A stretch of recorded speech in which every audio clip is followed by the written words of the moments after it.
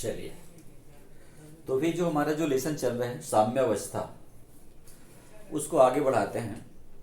और जैसे कि पिछले क्लास में बात हुई थी कि साम्यावस्था जो है उसको किस प्रकार से हम नष्ट कर सकते हैं, तोड़ सकते हैं, उसके बारे में आपसे चर्चा हुई थी। तो उसी को हम लोग करेंगे आज। पहले लीशा तेलिए का नियम और साथ ही साथ में साम्यावस्था को प्रभावित करने वाले कारक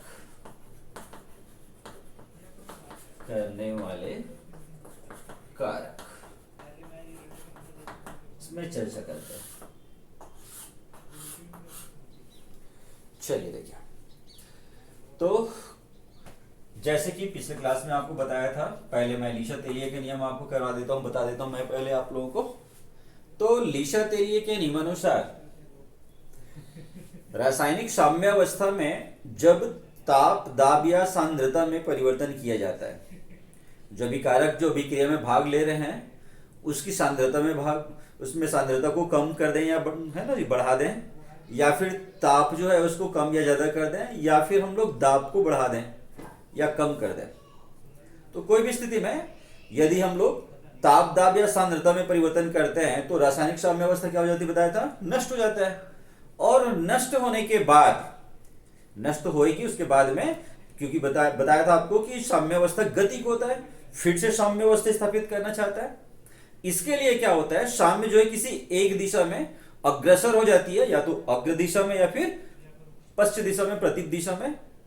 और क्या करता है, जो हमने परिवर्तन किया उस परिवर्तन के प्रभाव को नष्ट कर देता है। तो जैसे ही परिवर्तन का प्रभाव नष्ट होता है वैसे ही फिर से साम्यावस्था स्थापित हो जाता है।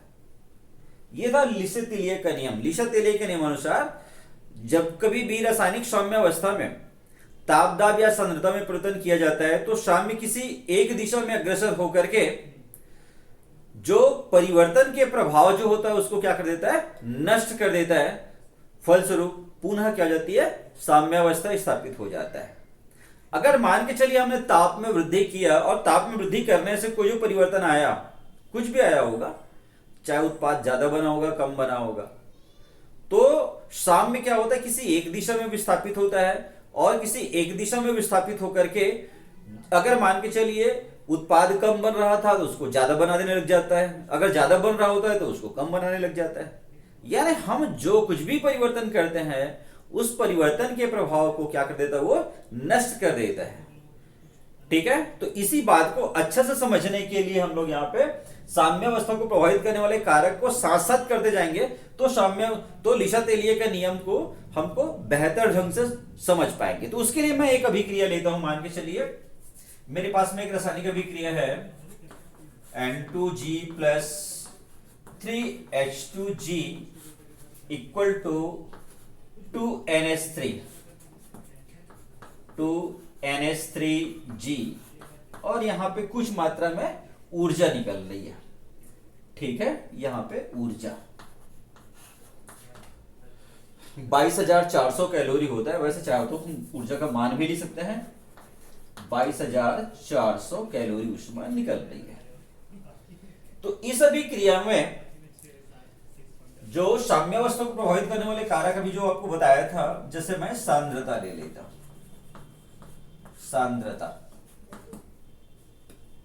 तो क्या होता है, रासायनिक साम्यावस्था में जब हम लोग अभिकारकों नाइट्रोजन और हाइड्रोजन की सांद्रता में वृद्धि करते हैं, इन दोनों की सांद्रता में वृद्धि करेंगे तो नेचुरली क्या हो गया, साम्यावस्था टूट जाएगा। क्योंकि भाई पहले जितनी मात्रा में था इसका ये 1 मोल था, ये 3 मोल था। ठीक है ना, अगर आयतन के हिसाब से इसको बताऊं तो मान के चलिए ये 1 लीटर था, ये 3 लीटर था। अब मैंने इसमें और जीरो डाल दिया, यानी इसकी मात्रा को बढ़ा दिया मैंने। तो जैसे ही मात्रा को बढ़ाऊंगा तो क्या हुआ, सांद्रता में परिवर्तन हो जाएगा। जैसे सांद्रता में परिवर्तन होगा तो साम्यावस्था नष्ट हो जाएगा। क्योंकि साम्यावस्था का परिभाषा आपको बताया गया था कि एक ऐसी अवस्था होता है जिसमें अभिकारकों और उत्पादों की सांद्रता क्या होती है, अपरिवर्तित होता है। बिल्कुल बदलता नहीं है, मैंने बदल दिया। तो जैसे ही मैं बदलूंगा N2 और H2 की सांद्रता को, नाइट्रोजन और हाइड्रोजन की सांद्रता को जैसे ही बदलूंगा, साम्यावस्था नष्ट हो जाएगा। तो वो साम्यावस्था पुनः स्थापित करने के लिए साम्य क्या होता है, अग्र दिशा में विस्थापित हो जाता है, और अग्र दिशा में विस्थापित होकर के अमोनिया को अधिक बनाने लग जाता है। तो जैसे ही अमोनिया अधिक बनने लगेगा तो एक समय फिर से आएगा कि क्या हो जाएगा, क्योंकि जब तक यहां पे एक्स्ट्रा सांद्रता जो है वो जितनी मात्रा में एक्स्ट्रा सांद्रता मैंने मिलाया था वो सब के सब जब उत्पाद में बदल जाएगी, अमोनिया के रूप में मुझे मिलने लग जाएगा, तो एक समय ऐसा आ जाएगा कि फिर से दोनों के बीच में क्या हो जाएगी, साम्य अवस्था स्थापित हो जाएगी।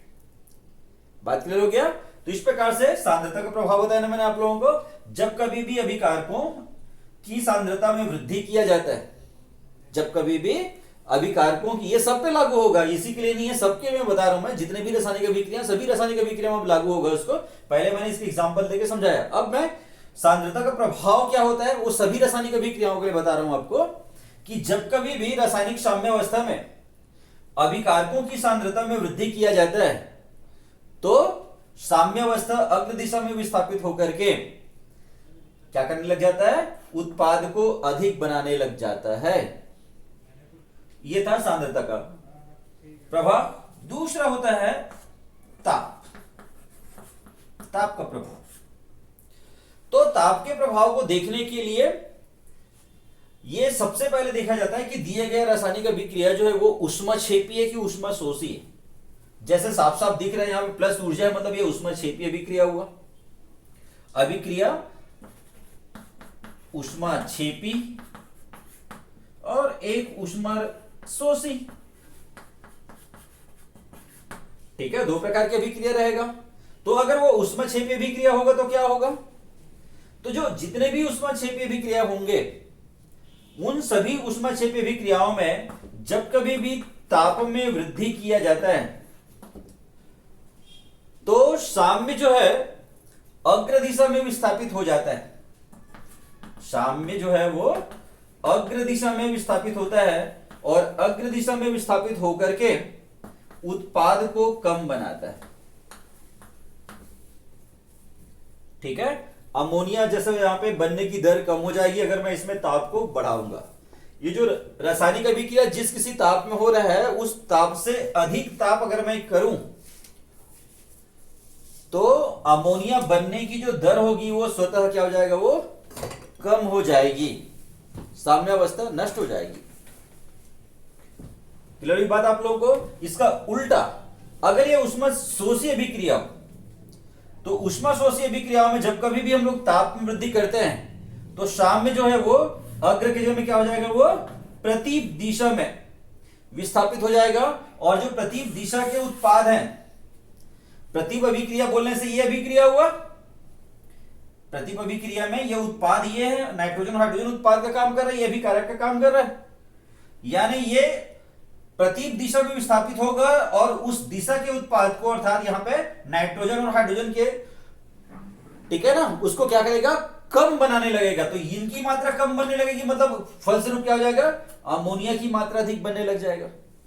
जिस दिशा में विस्थापित होता है उसके उत्पाद को कम बनाती है, तो वो प्रतीप दिशा में विस्थापित होता है और प्रतीप दिशा के जो उत्पाद होंगे उसको कम करेगा। अर्थात सीधी सी बात है, अग्र दिशा का जो उत्पाद होगा वो अधिक बनने लग जाएगा। तो इस अभिक्रिया में अगर मैं क्या कर देता हूं इसमें, ठीक है ना, जो प्रतीप के हिसाब से अगर मैं कर देता हूं, प्रतीप के हिसाब से अगर करता हूं, ये ऊष्माक्षेपी, ये फिलहाल तो ऊष्माक्षेपी, अगर यहां मान के चलिए ऊष्माशोषी रहता तो ऊष्माशोषी रहता, तो ऊष्माशोषी रहने पर यह अभिक्रिया है नहीं, मान के चलिए अगर ये ऊष्माशोषी होता तो ऐसी स्थिति में मैं ताप में वृद्धि करता तो इनकी मात्रा कम बनने लगती, अर्थात अमोनिया की जो मात्रा है वो क्या होती, अधिक बनने लग जाता है। इसी प्रकार से तीसरा कारक बताया था आप लोगों को, दाब। चलिए देखिए, तीसरा होता है दाब। तो अभिक्रिया में दाब के प्रभाव को जानने के लिए कोई भी रासायनिक अभिक्रिया जो दिया हुआ है उस रासायनिक अभिक्रिया में दाब में परिवर्तन करने से क्या प्रभाव पड़ेगा उसको जानने के लिए सबसे पहले दो बातें हम लोग काम करते हैं। सबसे पहले ये देखते हैं कि वो निकाय जिसमें हम लोग परिवर्तन के प्रभाव का अध्ययन कर रहे हैं वो कौन सा निकाय है। जैसे यहाँ पे गैसीय निकाय है, सब में जी दिख रहा है, जी यानी यहाँ पे गैस है। तो अगर गैसीय निकाय है तो गैसीय निकाय होना चाहिए, तो उसके लिए क्या होगा, गैसीय निकाय नहीं होने से वो अलग होता है। तो सबसे पहले दाब का प्रभाव जानने के लिए क्या करना पड़ता है, सबसे पहले आयतन निकालना पड़ता है। तो आयतन यहां बताया मैं 1 मोल है, यहां 3 मोल है और यहां पर ये 2 मोल है, यानी यहां पे आयतन है 4 और इधर आयतन कितना है 2। तो गैसीय निकायों में क्या होता है, जब कभी भी हम लोग दाब में वृद्धि करवाते हैं, मैंने आप लोगों को जिस समय पदार्थ की अवस्था है जब बताया था, उस समय जब लेसन का इंट्रोडक्शन कर रहा था उस समय बताया था, जो गैसीय निकाय होता है उसमें जब कभी भी हम लोग दाब में वृद्धि करते हैं तो उसके आयतन में कमी आने लगता है। बॉयल का नियम बताया था आप लोगों को, V समानुपाती 1/P। आयतन और दाब एक दूसरे का व्युत्क्रमानुपाती होता है। दाब में वृद्धि करने से आयतन में कमी आती है। क्लियर हुआ, दाब में कमी करने से आयतन में वृद्धि होता है। ये बॉयल का नियम आपको बताया गया था, तो यहाँ पे बॉयल का नियम ही यहाँ पे लागू होता है। तो सबसे पहले आयतन निकाल लें और आयतन निकाल के देखें किधर आयतन की में कमी हो रही है, किधर आयतन अधिक है। तो अब उसके बाद में फिर हम लोग दाब का प्रभाव निकालेंगे। तो गैसीय अगर निकाय है तो उस गैसीय निकाय में दाब में हम वृद्धि करते हैं तो साम्य उस दिशा में अग्रसर हो जाती है जिधर आयतन में कमी होते रहती है, क्योंकि दाब में वृद्धि करने से आयतन में कमी आएगी। बॉयल का नियम बताया मैं आप लोगों को। तो इसलिए जब कभी भी हम लोग दाब में वृद्धि करते हैं तो साम्य उस दिशा में अग्रसर हो जाती है जिस दिशा में क्या होता है, आयतन में क्या होती रहती है, कमी होती रहती है। जैसे इस अभिक्रिया में अगर देखें तो इस अभिक्रिया में निकाय गैसीय तो है और साथ ही साथ में अमोनिया का जो आयतन है वो नाइट्रोजन और हाइड्रोजन के आयतन से कम है।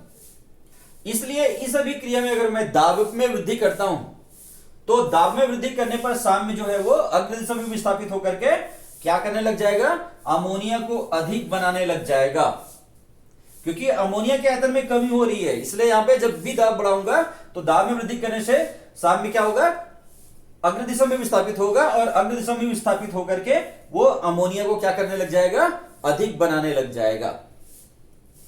तो इस प्रकार से ये हुआ इसमें दाब का प्रभाव। और एक आखिरी कारक होता है जो प्रभावित करने वाले कारक है, उसमें से एक लास्ट पॉइंट होता है उत्प्रेरक। उत्प्रेरक, ठीक। तो उत्प्रेरक में क्या होता है, यहां पे किसी भी रासायनिक अभिक्रिया जो साम्यावस्था में होता है तो साम्यावस्था में उत्प्रेरक का कोई प्रभाव नहीं पड़ता है। मैंने आप लोगों को शुरू दिन बताया था, इंट्रोडक्शन जब कर रहा था, परिभाषा आपको साम्यावस्था दिया था, उस समय बताया था कि अगर कोई रासायनिक अभिक्रिया साम्यावस्था में है तो साम्यावस्था में क्या होता है, उत्प्रेरक की उपस्थिति का कोई प्रभाव नहीं पड़ता है, ठीक है। ना तो उत्प्रेरक इसकी रासायनिक अभिक्रिया की स्पीड को बढ़ा सकती है, ना घटा सकती है, ना तो वो उत्पाद के बनने की दर को कम कर सकती है और न ही वो उत्पाद के बनने की दर को बढ़ा सकती है। इसलिए रासायनिक साम्यावस्था में कोई भी जो उत्प्रेरक उपस्थित होता है उस उत्प्रेरक की उपस्थिति का कोई प्रभाव नहीं पड़ता है, ठीक। तो ये हो गया रासायनिक साम्यावस्था को प्रभावित करने वाले कारक और साथ ही साथ में हमने देखा लेसर-तेलिये का नियम। इसी प्रकार से हम कोई सा भी रासायनिक अभिक्रिया जो होगा वो किसी भी रासायनिक अभिक्रिया में ताप, दाब और सांद्रता या है ना उत्प्रेरक होता है उसकी उपस्थिति का जो प्रभाव होता है, उसमें परिवर्तन का जो प्रभाव होता है उसका अध्ययन हम कर सकते हैं। बुक में और बहुत सारे रासायनिक अभिक्रियाओं में इसका अध्ययन दिया हुआ है, आप उसको थोड़ा सा पढ़िए और उसमें जो कोई भी परेशानी आता है तो फिर उससे मुझसे पूछ सकते हैं आप लोग। Thank you.